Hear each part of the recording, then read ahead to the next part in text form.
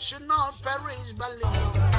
Jah did not send his son to come free, condemn this world, but through him this world might be saved. Oh, my children, give me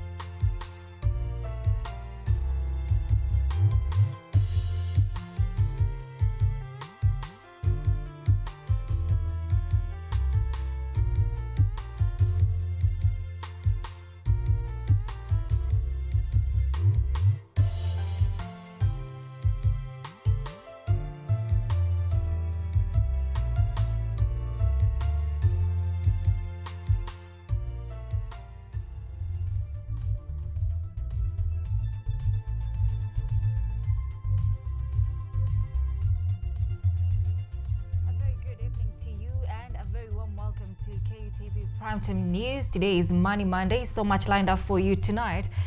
And we have a discussion, an interview on financial and entrepreneurship. That is finding financial education, financial literacy, especially in the startup phase for businesses. Our guest tonight is Veronica Okola, a financial literacy champion who is already in studio with us.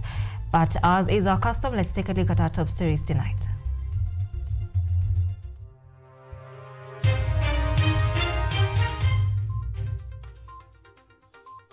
Kenya and Poland cements their relations on agriculture and taxation. Poland's president meeting with President William Ruto to broaden trade and investment opportunities.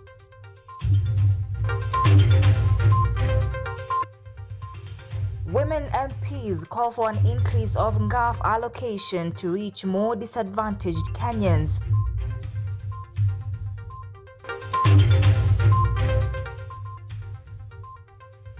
Ukraine to deepen its ties with Kenya towards tackling the common environmental challenges experienced by the two countries.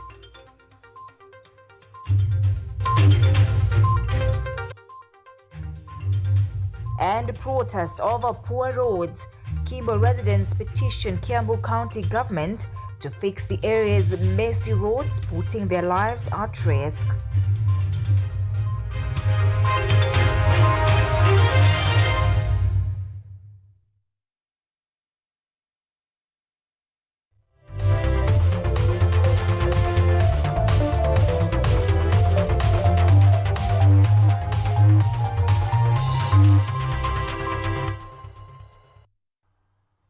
This is KUTV Primetime News with Odida.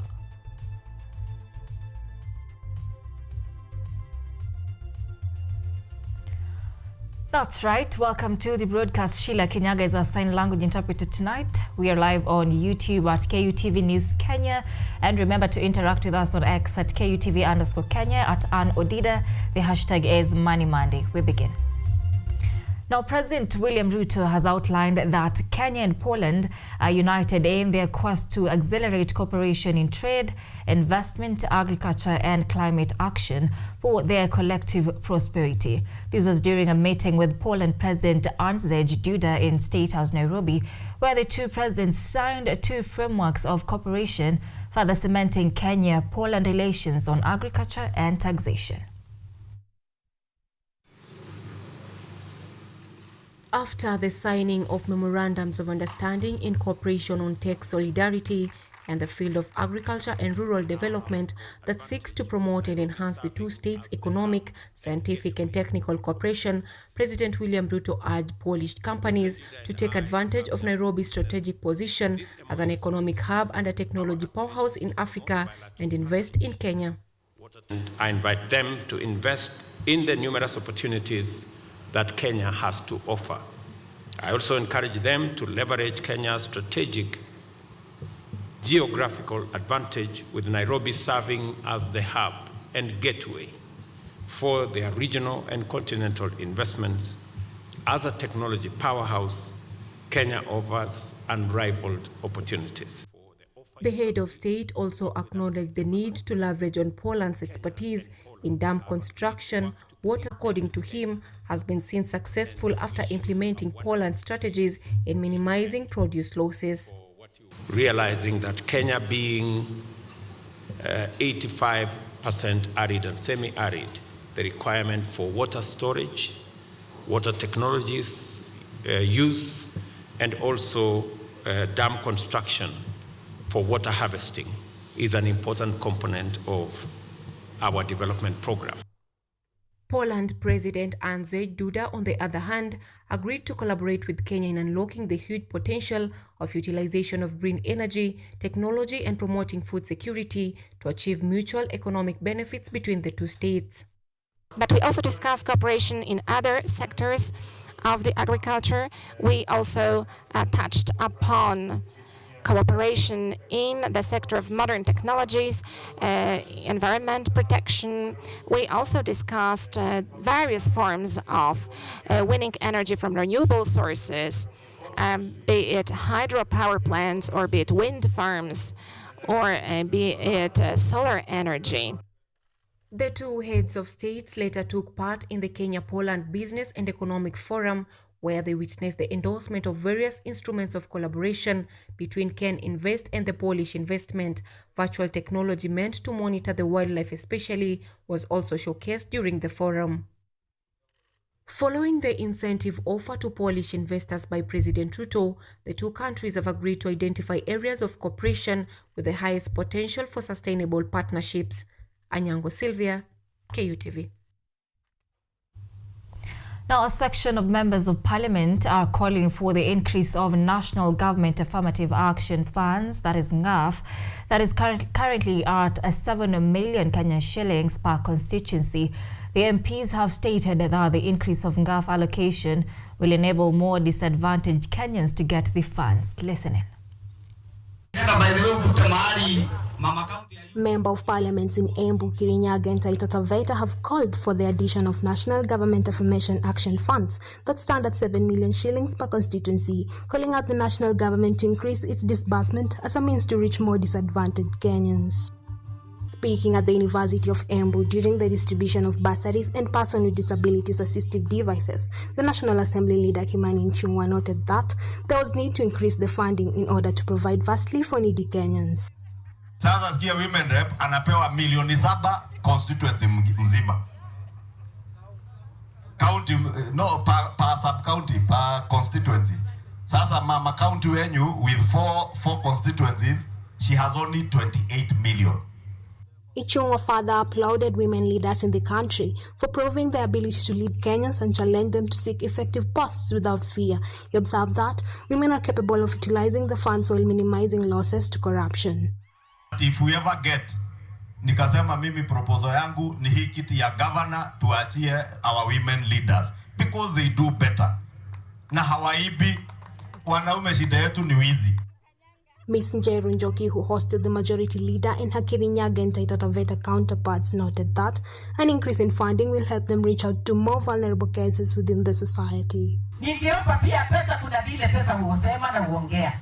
Kwa hivyo tuongezewe kiasi kidogo tuweze pia kufanya mambo makubwa kwa sababu hawa wangwana hawaelewi ya kwamba mtu ambaye amechaguliwa na 145,000 votes in Embu County vile hana pesa. I have learned about this your program here ya kupeleka hawa watoto kuwapatia second chance hawa wasichana, na mimi sasa nikienda huko nitafanya hiyo. Tunaona nimejifunza kitu. Kirinyaga women representative Njeri Maina also urged their male member of parliaments at the National Assembly led by majority leader to support their increase of NGAF allocations. Odhiambo Vivian, KUTV. Ukraine is keen to deepen its ties with Kenya towards tackling the common environmental challenges experienced by the two countries, including the impact of war on climate change.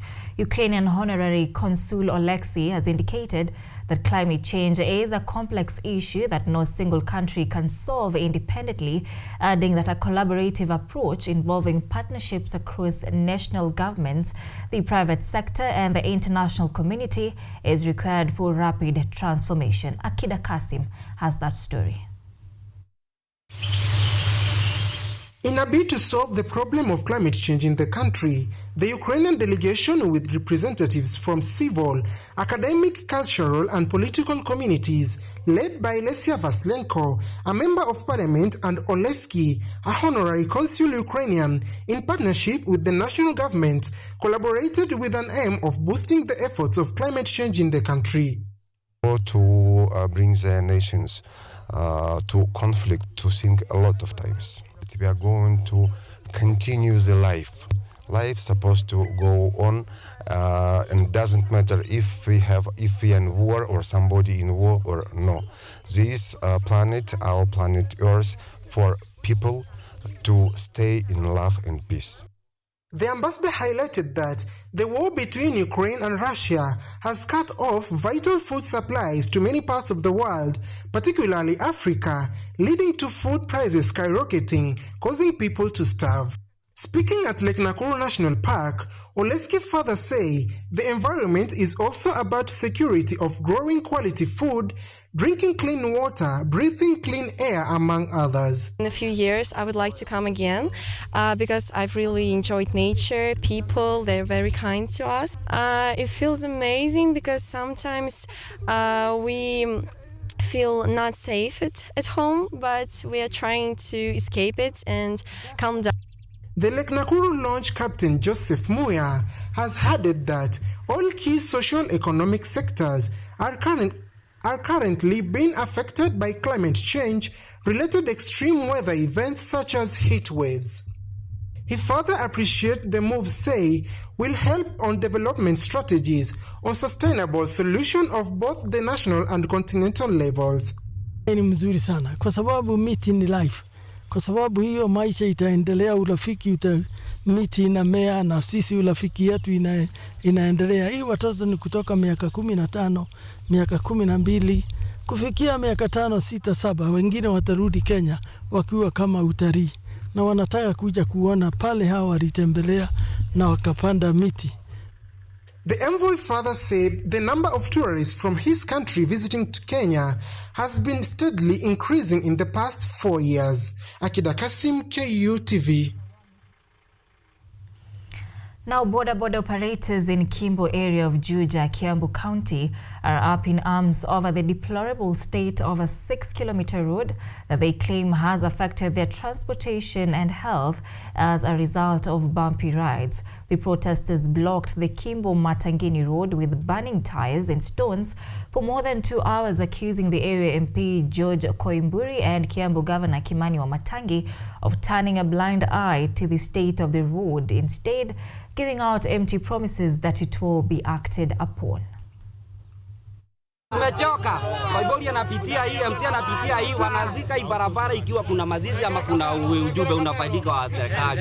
Ndio waonekane barabara iko sawa. Tumechoka. Sababu barabara ni mbovu. Ukiteremka unaenda unaangusha watu, inavunja kioo, inaharibika body na inakuwa ngumu kupeleka gari inspection. Wamama hapa ni nduru tu wanapiga kila siku vile wanabeba vibaya na ni juu ya barabara. Barabara ni mbovu.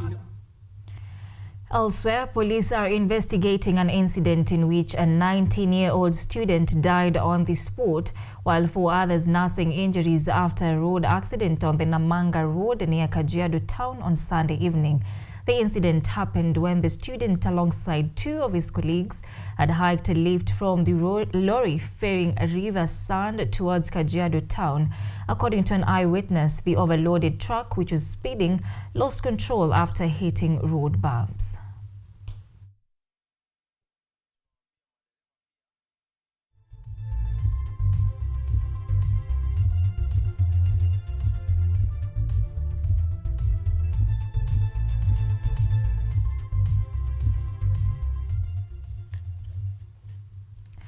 The administration of Kapsoroa High School in the Cherangan constituency, Trans Nzoia County, estimates a loss of millions of shillings after one of the dormitories was engulfed in flames.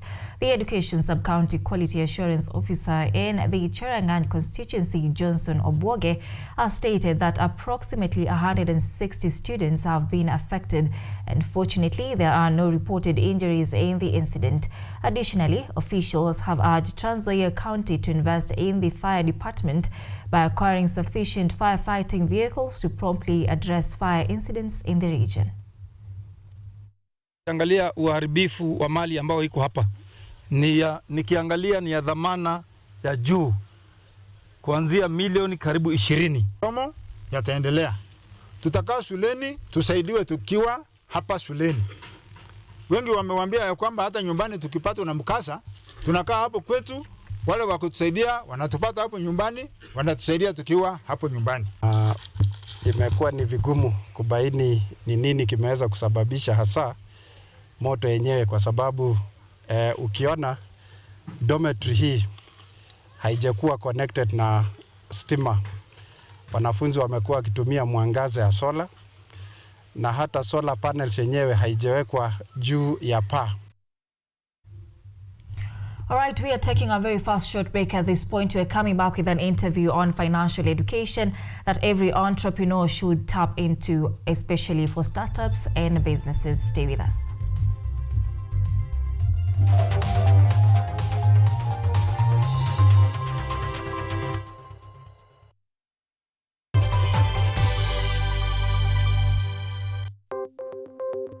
Maelfu na maelfu ya wahamiaji wakiwa na watoto kutoka nchi za Amerika ya Kati wanaendelea kuwasili kwenye mpaka kati ya Marekani na Mexico. But folks, I'm going.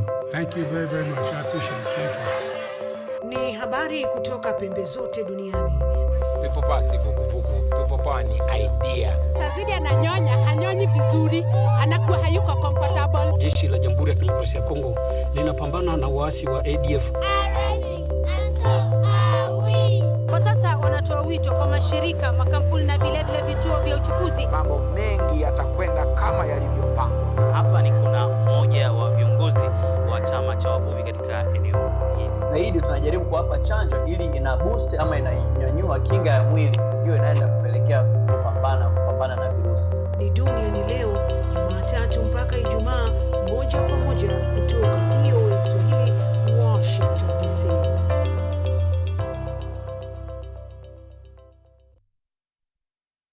Lola ni programu inayokupa fursa ya kutizama video zozote pindi tu unapokuwa na nafasi. Hadithi za kukupa motisha, drama, maisha ya vyuo vikuu, teknolojia, masuala ya jamii, kuzuru maeneo tofauti, spoti, burudani na zaidi. Pata programu ya Lola sasa kwenye rununu yako kwa yote unayohitaji. From the farm to the consumer, we explore agribusiness opportunities right here with you. Changamoto lingine ni soko. Soko saa ingine bei inashuka tu drastic, kama saa hii hoho imeshuka chini. On Money Monday, we explore business stories and engage business professionals as reference points for analyzing investment opportunities. Last year, the economy grew by 4.8%. Which is really an indication of the resilience of the economy. If we don't grow the economy, then we cannot have economic transformation. We shall bring you up to speed with everything taking center stage in the business world and the state of the nation.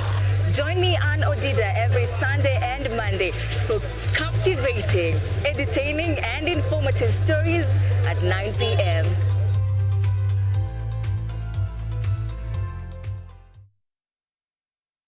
Now your mom knows about it, and according to her nature, she will definitely humiliate me. And what will other people say? Listen to me carefully. If you ever claim that Sheba's baby is yours, I'll take you down. Serious. Ilan's an absolute drunkard. Just give him a break, Nappy. Okay, but I'm not marrying Zua.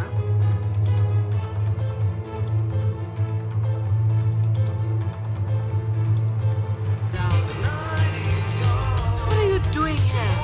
And who the hell is this? You want some? Just calm down. Be cool. Get your hands off her, you...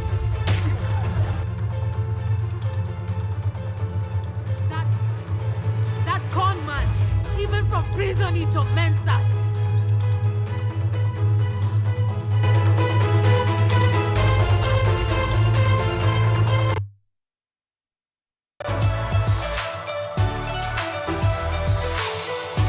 name is Kutv. I'm Associate Professor in the Institute of Philosophy of Jagiellonian University in Krakow, Poland.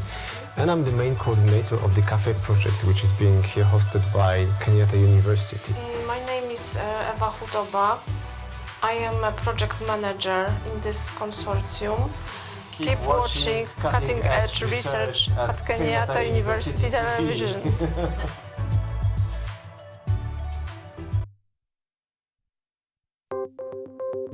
Maelfu na maelfu ya wahamiaji wakiwa na watoto kutoka nchi za Amerika ya Kati wanaendelea kuwasili kwenye mpaka kati ya Marekani na Mexico. But folks, I'm going. Thank you very, very much. I appreciate it. Thank you. Ni habari kutoka pembe zote duniani. Pepo pasi vuguvugu, pepo pawa ni idea. Tazidi ananyonya, hanyonyi vizuri, anakuwa hayuko comfortable. Jeshi la Jamhuri ya Kidemokrasia ya Kongo linapambana na waasi wa ADF. Kwa sasa wanatoa wito kwa mashirika, makampuni na vilevile vituo vya uchukuzi. Mambo mengi yatakwenda kama yalivyopangwa. Hapa ni kuna mmoja wa viongozi wa chama cha wavuvi katika eneo hili. Zaidi tunajaribu kuwapa chanjo ili ina boost ama inanyanyua kinga ya mwili, ndio inaenda kupelekea kupambana na virusi. Ni duniani leo, Jumatatu mpaka Ijumaa, moja kwa moja kutoka VOA Swahili, Washington DC.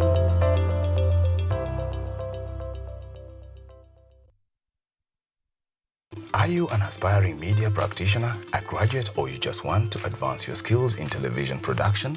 Then welcome to Kenyatta University, where education meets innovation. KUTV, the premier university television station in Kenya, is now offering short courses in TV studio, field technical operations, and video editing. Through these courses, you will acquire hands-on skills on camera operations, media production, lighting techniques, audio-visual editing, and sound and visual control, and how to operate key equipment in modern TV control room. Enroll today at KUTV and discover your full potential in cutting-edge TV broadcasting. Graduates of these courses will receive professional certificates. For more information, visit our offices at KUTV Studios or call us on 020-870-4252 or 020-870-4255 or SMS us on 0739-110-544. KUTV, a new experience.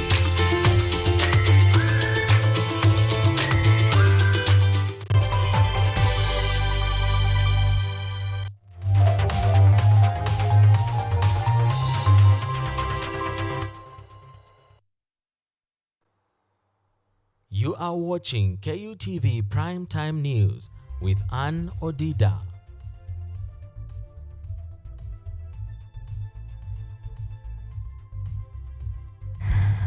All right, welcome back to the broadcast. You're watching KUTV Primetime News. It's Money Monday, and today we delve into the crucial aspects of financial education that every entrepreneur should embrace, the challenges faced when starting up, and how technology can be harnessed to promote financial literacy and entrepreneurial success. Our guest tonight is Veronica Okola, a financial literacy champion, and will help us dive deep into tonight's discussion. Karibu sana Vero to KUTV. Asante. Now, what role do you play in shaping entrepreneurs' literacy when we are talking about funding for business? Okay, first I'm financial literacy champion, and as a champion I'm helping the small startups how to go through after you come up with a business idea, what next for you. Yeah, so that you just don't stop at the idea stage. You think of ways of where you can fund your business, raise finances, and get things moving. Yeah. So what are the fundamental financial literacy, principles of financial literacy that somebody starting up should master? We should know how to manage the little amounts that you have and see how you can spread your expenses and know what exactly you need to start. Yeah. Now, you're talking about we need to know our expenses so that we can know where to start. Yeah. Let's talk about for the average earner in Kenya is around 37,000 to 50,000. Yeah. Somebody earning right about around there. Yeah. How is this person going to invest in their business and at the same time just cater for themselves in any other way? Okay, now if you're talking about somebody who is earning, it means this person is employed. So if you want to start a business, is this person starting a business or this person is already in business? If you're already in business, it means your business is supposed to finance itself. So without you going into your salary to finance your businesses. But if you are starting, there's certain amounts that you should keep aside for your businesses and save until it reaches the amount that you can start. Now, depending on the type of businesses that you want to start up, you know how much you should raise. Yeah. Now, maybe how can budgeting, saving, and investing principles be tailored to cater for the needs of startup businesses? Okay. First of all, budgeting, you see, like if you have a budget of what I want to do, what I want to spend on, it prevents me from having impulse buying. If I don't have any formula of how I spend my finances, it means if I was earning 37,000, the day of the salary, we go to the kujipigia mwili pole scheme. Yes. Yeah. But if you have a budget, if you know, like if I get my 37,000 today, this is what I need to spend on. This is the amount of rent that I'm supposed to pay. These are the things that I do spend. These are my monthly expenditure. So once you have like a stipulated formula of this is what I'm supposed to spend on, it helps you, it prevents the impulse buying where you just went to town and decided like, oh, let me do pizza today, or let me buy this handbag, it's nice, but you didn't have that in plan. So that is one of the benefits of having a budget. So if you have a budget, it means you can say like, let's say this percentage I'll be saving, this percentage goes to my basic needs, this percentage goes to like tithe, church and whatnot. Yeah. Okay. Now, maybe you've done this for quite some time as a financial literacy champion. Yeah. So what are some of the financial challenges that the new entrepreneurs encounter during the startup phase? Normally it's fundraising. You know, like we all have business ideas. As you walk around, you see like, this person is doing liquor store, this person has fast food, and you're motivated to start something. Maybe like you're walking around, you saw a laundry mat, you saw like different things, and you think like, yeah, actually I can try this one out. But now you have the idea, but how do you start? That is one of the greatest challenge. We don't know how to start. Yeah. So like I just have an idea, but how do I go about it? Yeah. So how do we go about it? So once you have an idea, I think one thing that is normally important, depending on the type of business you're running, if it's like just the normal business, or if it's a company, or the innovation-oriented kind of business, the one thing that you really need is to set up a team. So let's say if you're doing an innovation-oriented business, and maybe I'm a finance person, and my innovation is IT-oriented, so it means I really need somebody who is expert in IT, yeah. So that even if now I look for an investor, they have faith in me because I have the right team. So the first step after having a business idea, maybe after doing piloting, even when you're going to do your piloting, you need to have like the right team in place. You need to have like, if it's a marketing person, just know like this person she understands whatever she's doing in the marketing space. If it's a IT, this person is the guru in IT. So that even if we present to an investor, they have faith in whatever we're doing. It looks like we understand whatever we're doing.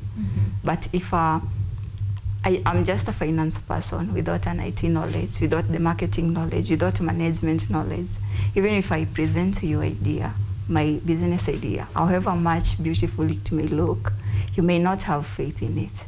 The viability may be in question. Yeah. Now, I've seen this question a lot, and I think you may be the right person to answer it. If I have 100,000 Kenya shillings, what type of business can I start up with such kind of money? There are a lot you can start. You can start like a cleaning company. But before you start a business, before even we talk about you spending the 100,000 in any business, there are a lot of things you can do with business. But before you settle on an idea, there is always the question, why? So do your market research, where you want to put up the business, and make sure that the people you are building this product for, they really need it. If you want to put out a laundromat, and you've identified maybe a space where you want to put up your shop for the laundry. Do these people, how do they behave? Do they wash their clothes? Will they come to your laundromat? Yeah. So after you've settled on, after you've done thorough market research, then now you can say like, now I have this 100,000. Now I want to spend it on this business. Variety of businesses that you can start up with 100,000. You can start a fast food, which are just deliveries. Yeah, just fries, smoky, and kebabs. That's 100,000, 80,000 can do that better. You can also start the smoky business, the ones you see along the road. Yes. Yeah, there's also fish business. There are a lot of small startups. Right. Yeah, so is 100,000 Kenya shillings too small to start up a business? Or what is the least amount of money that someone can put into the basket for starting up a business? Again, I'll just return you back to, it depends on what you really want to do. Yes. Yeah. You should not you should not limit yourself to like, this is 100,000. This is what 100,000 can do. Maybe you should have your 100,000 as a starting point. Then from there, now you tell yourself like, I have 100,000. How do I raise the rest? Always aim higher. Yeah. Yeah. So how can now entrepreneurs manage these cash flow constraints when they're starting up their businesses? Start small and depending on your budget. Don't go big. Like, let's say you want to, maybe for my case, if I want to put up a financial literacy school today, I cannot like start like I have an office, like the cost, like look at the costs which are really, really necessary, the fixed costs, those ones that you cannot do without. Maybe now minimize your spending completely. Yeah. Now, right now, the entrepreneurship market, the landscape is very much competitive. How is financial education literacy? Why is it so important right now? It's so important because with financial literacy, you'll understand how to manage your finances, the cash flow, like what do I need? Where am I going wrong? You might be running businesses, but instead you find like you're doing other jobs to fund your businesses. So like if you're financially literate, you'll know like how to manage your finances, the little that you have, how you can build, how you can expand. Yeah. Tell us now about any available facility or ongoing learning places that somebody can go into to gain this financial literacy, entrepreneurs in this case. Well, right now we have Centonomy.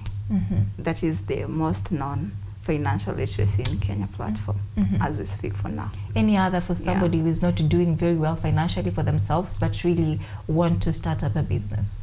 I would say like there are podcasts that are money oriented, but most Kenyans, we don't listen to podcasts, neither do we read books. So maybe if you say like social media, which is good, but not all informations that are social media are correct. Some are misleading, some are really helpful. Yeah. For you as a financial literacy champion, those that come to you for advice, what do you recommend for them to read into, to tap into the knowledge so that they can just start from somewhere and maintain that which now they've learned from you? Well, so people approach me with different kind of problems. You know, like when somebody comes to you as a specialist, it's like going to an hospital. You have different kind of diseases. Maybe this person, I'm not interested in even doing business. Maybe all I want to do is just know how to manage my salary and see if I could even get like extra 1,000 shillings from the salary that I'm earning. Others, they want to start a business. I've saved this kind of amount. What can I do? What are the most viable? What is not overcrowded right now in the market? Others have taken this loan. I want to buy this thing. Is it the right idea? So I would say like people have different kind of challenges when it comes to finances. Yeah. So you've talked about social media, and you've said social media is not really a good place sometimes to look for knowledge. Now, technology, how can this be leveraged to enhance financial literacy among entrepreneurs and aspiring business owners? I think using technology, you should come up like with the master classes and also boost our master classes. Now we bring up maybe the financial experts, people who are mastercrafts in various departments in finance, to talk about like people who have experience, and you record them, they do a master class and refer them to learn. I see even banking institutions coming up with the master classes. So I think it's something that is in motion that will really help our society.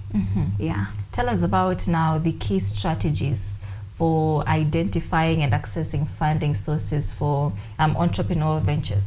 Yeah. Okay, there are different types where you can get funding as an entrepreneur. Once you have your idea, the first step, don't even rush into looking for the funding. Have an idea.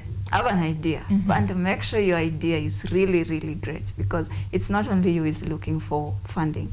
And you see, like, if you come to me as a sponsor and I decide to invest in your business, this is not charity. I expect some return.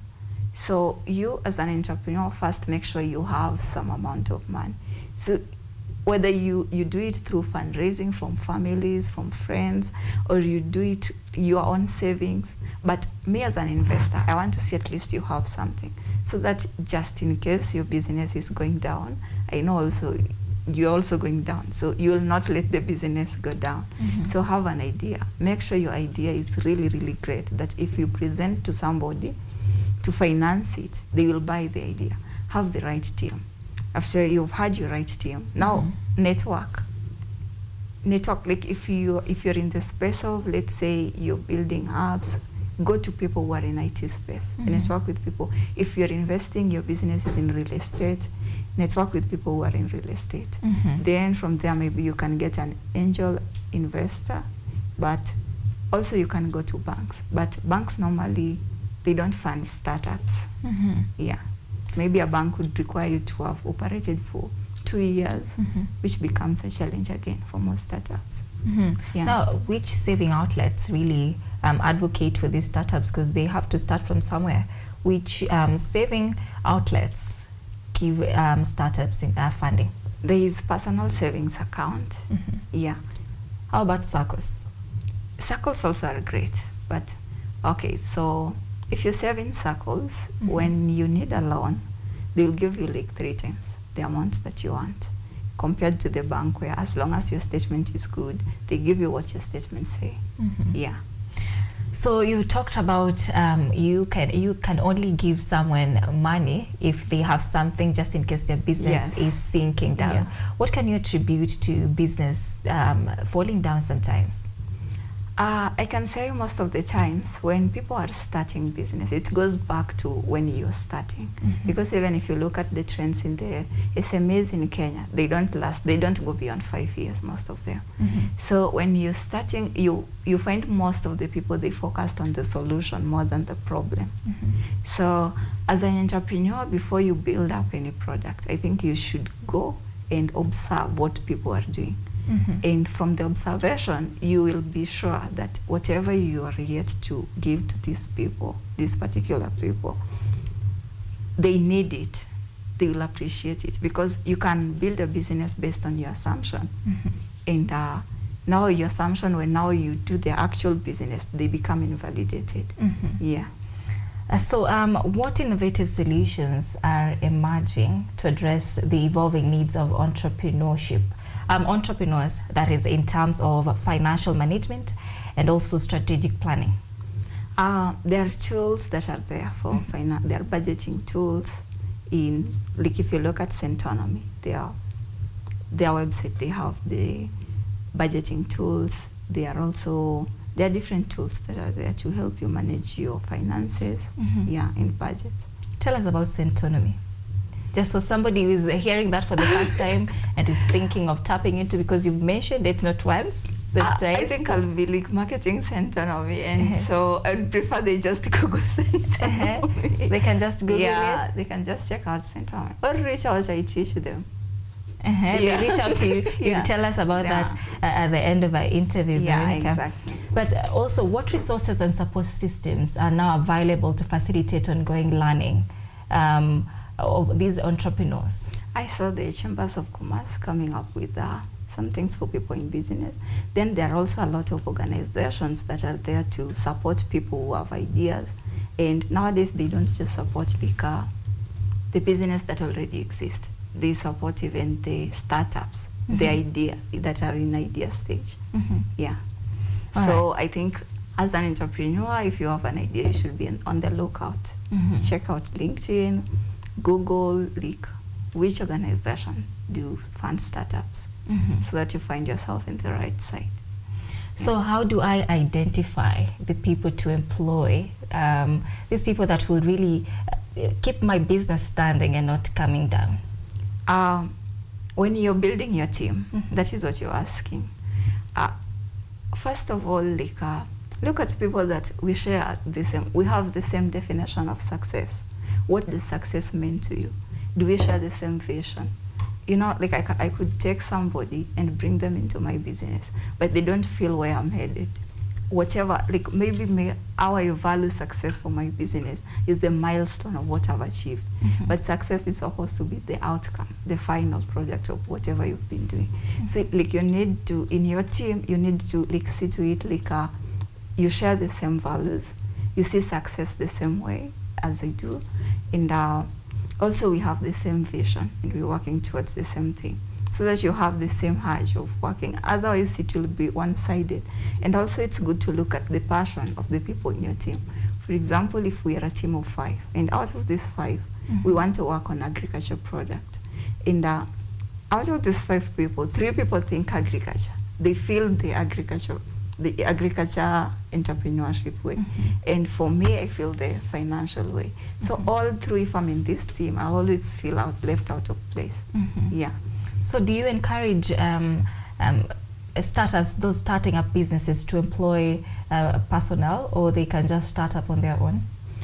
You can start up on your own, but now you see, like if you want to do something that is tech-wise, you really have to look for somebody who is tech-savvy. So in this case, you can seek collaboration, because when you're starting, actually you may not have even money to pay anyone. So you just look at people like, yeah, I'm looking to start something, I'm also looking to start something, I'm working towards something. Then you can combine your something into like, yeah, we can bring our ideas together and work out towards something. Yeah, so it don't really have to be like employment. You can do it on a voluntarily basis, or just partnership or co-founding. Yeah.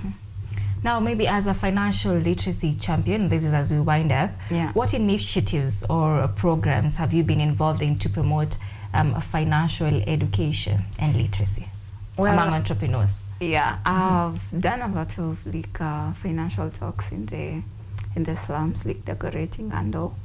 And also I think in Jiru, I partner with the NGOs and financial institutions to do the education, and also online. So how do you engage with these diverse audiences to raise awareness about the importance of financial literacy, now particularly within the entrepreneurial community? Normally I do, like if I have maybe or invited to entrepreneurship forum, now I help those small businesses that are maybe they are starting or they are thinking of starting, on what ways they can get funding and how to start, like even building relationship with the banks, opening accounts. Yeah, so that is what I normally do, because you might just sit as a business and wait forever. But if you tell somebody today, like if you open this bank account after 6 months, these people could actually give you maybe 100,000 to start. You see, that is encouraging, like, and it's true. Yeah.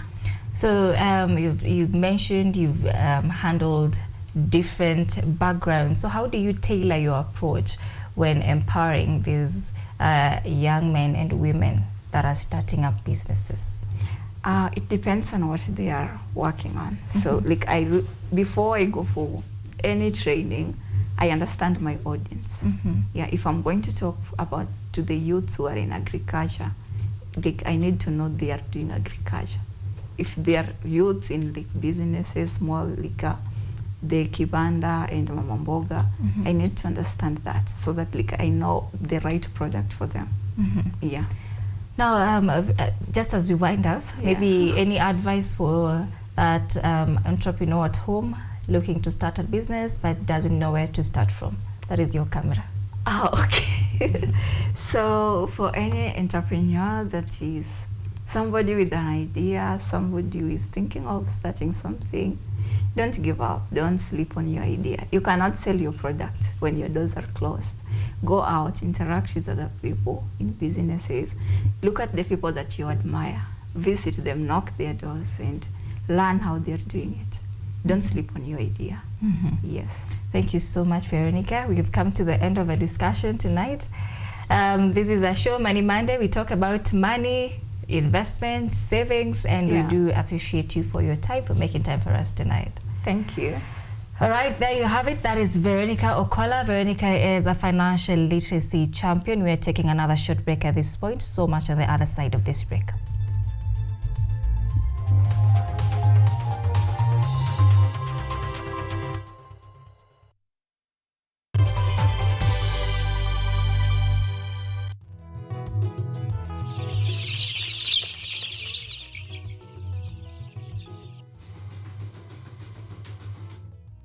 Kaunti maarufu kwa kuzalisha maziwa na ukuzaji wa majani chai.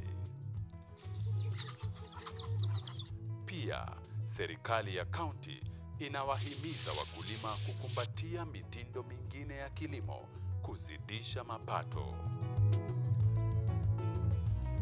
Kama kuna kikundi moja inafanya biashara ya kuuza kuku, hao pia tumewafadhili kuwafunza jinsi ya kuhandle zile kuku kwa sababu wanaleta kwa wingi.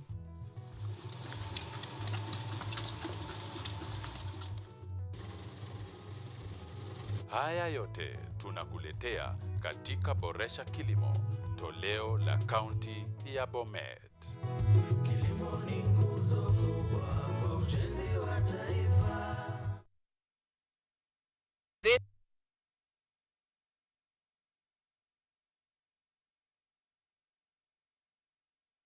And that you study. If you're not in class, you're in the field. Najua students mnapenda kulala. What I do when I get broke? If the money is not enough, we find some of us when tunaingia in betting. Kuna challenges mingi. Now we're here 4 years later, about to graduate. What do I say?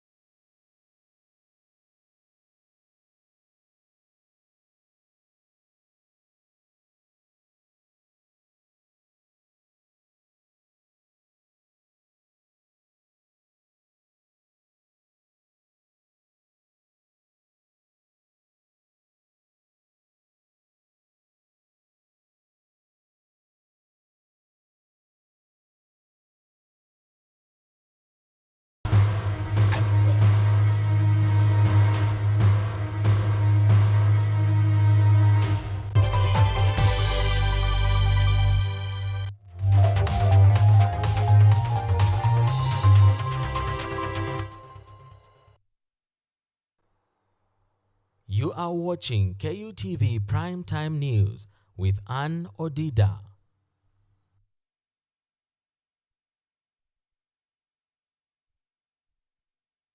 Watching KUTV's Money Monday, let's continue with our coverage.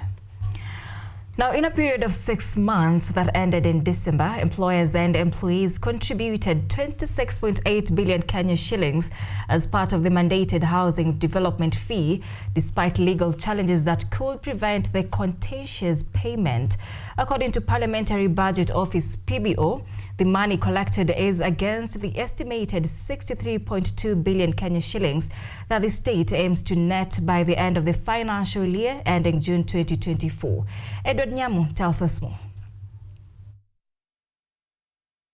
The Parliamentary Budget Office, in charge of advising legislators on the economy and budget, has stated that in a period of 6 months that ended in December last year, since the implementation of the housing levy, the government has collected 26.8 billion shillings, this being against the 63.2 billion shillings that the government expects to net by June 2024. Ili foundation stone iwe. The government estimated an average monthly collection of 5.26 billion shillings. However, it has been able to collect an average of 4.47 billion shillings, thus performing at a rate of almost 85% from the mandatory levy that the courts have now suspended. Rais kwa ujenzi. According to estimates from the draft budget review and outlook paper, the contributions for the fiscal years 2024-2025 and 2025-2026 will be 70 billion shillings and 78 billion shillings respectively. According to the Treasury, contributions will rise from 63.2 billion shillings in the current fiscal cycle to 89 billion shillings in the 2026-2027 financial year. The office wants the weaknesses in the bill fixed, citing a number of them, including the fact that accruals to the fund are not in line with the Public Finance Management Act of 2012. Given its limited exchequer financing, the government will be exposed to legal risks as a result of the contractual obligations it has already engaged into with property developers for the ongoing projects if the existing status does not change and the charges stay nullified. Eliud Mutweri, KUTV. I'm being reminded that that story was produced by Edward Nyamu and voiced by Eliud Mutweri. Now, Kisii Governor Simba Arati has introduced strict regulations on distribution of medicines and medical supplies to the health facilities to ensure efficiency and accountability, while presiding over the distribution of drugs worth 40.5 million Kenya shillings from the Kenya Medical Supplies Authority KEMSA at Kisii Teaching and Referral Hospital. Governor Arati vowed to punish those responsible for any loss or diversion of drugs meant for public hospitals to personal use. He further stressed on strict adherence to the stipulated electronic system of drugs prescription and utilization by the management of the health facilities. Ambayo itapeanwa nje hata kama moja imeanguka chini, let us be told kwamba ilianguka chini na iliwekwa. And we went to trace, kuna drugs zingine zinaenda hospitali moja zinakaa huko mpaka they expire. Kuna hizo drugs pia zinahitajika ziende kwa hospitali ambazo zinatumika. Pia for the MOHs ama SMHs, I want to request you, now that we are giving out these drugs round here, especially level 4 and level 5, lazima you must sustain yourself.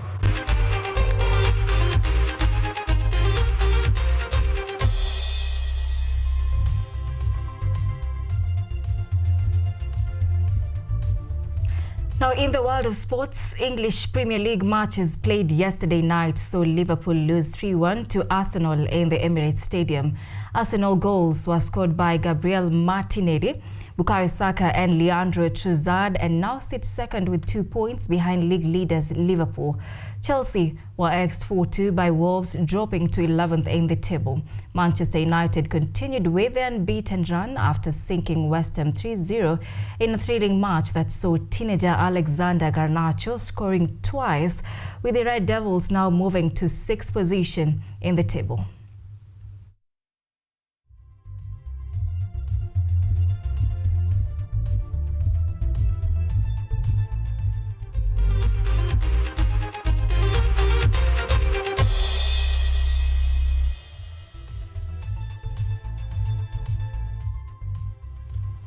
All right, that story brings us to the end of our bulletin tonight. Many thanks indeed for keeping us company. Do enjoy the rest of your week, and let's meet again next week, inshallah. My name is Odida. Our sign language interpreter tonight is Sheila Kinyaga. Have a good night.